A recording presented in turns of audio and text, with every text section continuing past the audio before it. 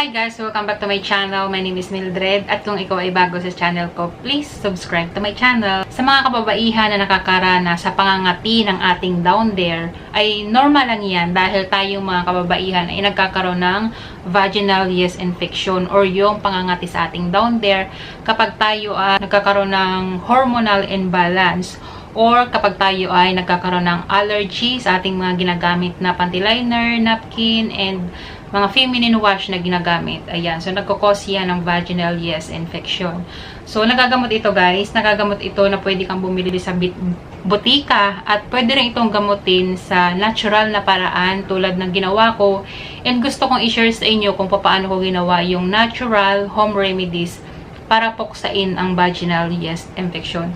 So, doon sa ginawa kong video, marami nagko-comment at marami nagtatanong kung paano ko ginawa. So, sasagutin ko yung mga nag-comment and mga nagtatanong doon sa video na yon. So, yung ginawa ko na home remedies para sa vaginal yeast infection ay bawang remedies. So, paano ko ba yun ginawa? So, basically, kumuha lang ako ng isang pirasong bawang. As in, talagang very effective nito, guys, ha? Para sa mga nakakaranas ng ganitong klaseng pangangati. Kung gusto nyong mag-home remedies, pwede nyong gawin yung ginawa ko, pero hindi ko kayo pinipilit na gawin yun. So, ang ginawa ko lang naman doon is kumuha ako ng isang pirasong bawang and then kumuha ako ng karayom. Yes, kailangan nyo yun. Karayom na merong sinulid. So, pag binalatan nyo yung isang pirasong bawang, tutusok-tusokin nyo siya. Tutusok-tusokin nyo yung palibot para lumabas yung katas. Nagulat ako. And then, kapag natusok-tusok nyo na siya sa palibot and lumabas na yung kanyang katas, makikita nyo naman yung parang nagjo-juicy siya.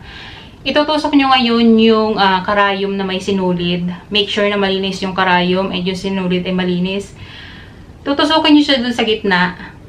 Alam niyo, pag tinusok nyo dun sa gitna, tapos may sinulid na mahaba, diba? Nakaganyan. As in, kunwari, natusok nyo na dito, may nakalawit siya na sinulid.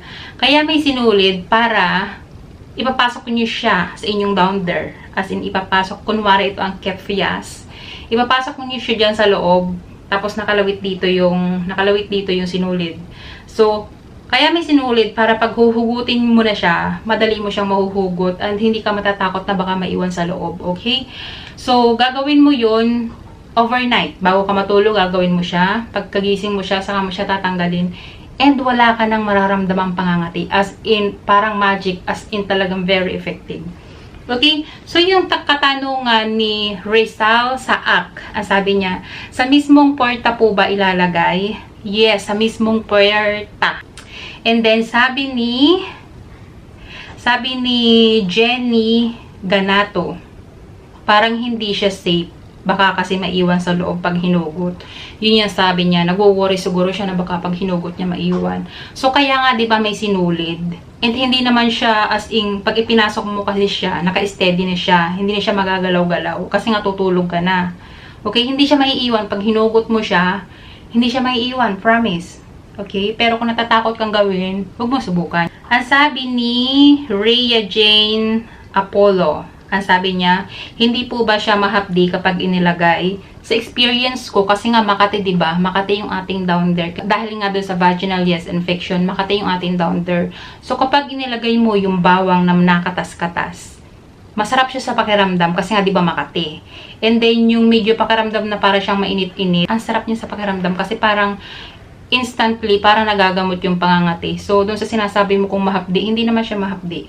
Pero kung sa sobrang kati niya and kinamot-kamot mo na siya, of course, medyo may sugat na yung kasi sa kakakamot, makakaramdam ka ng konting hapdi. Pero, kaya naman siya tiisin. Okay? So, yun yung masasabi ko.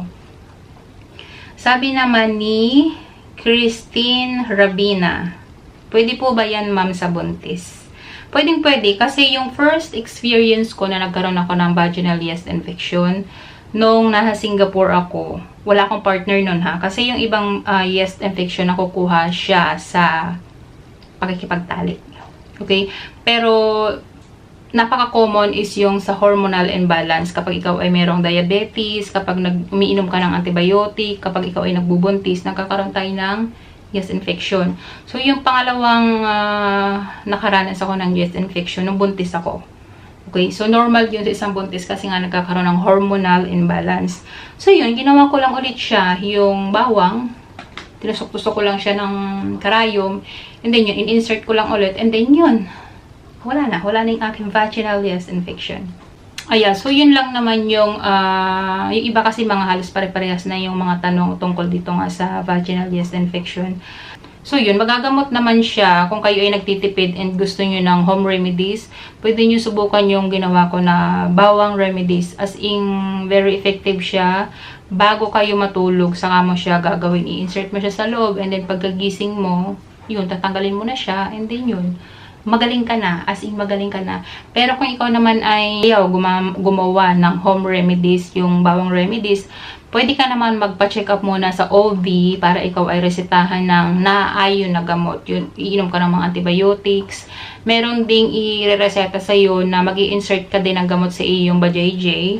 So, walang pagkakaiba dun sa ginawa ko na bawang remedies. I-insert mo siya sa iyong loob para magamot yung iyong pangangati. Okay?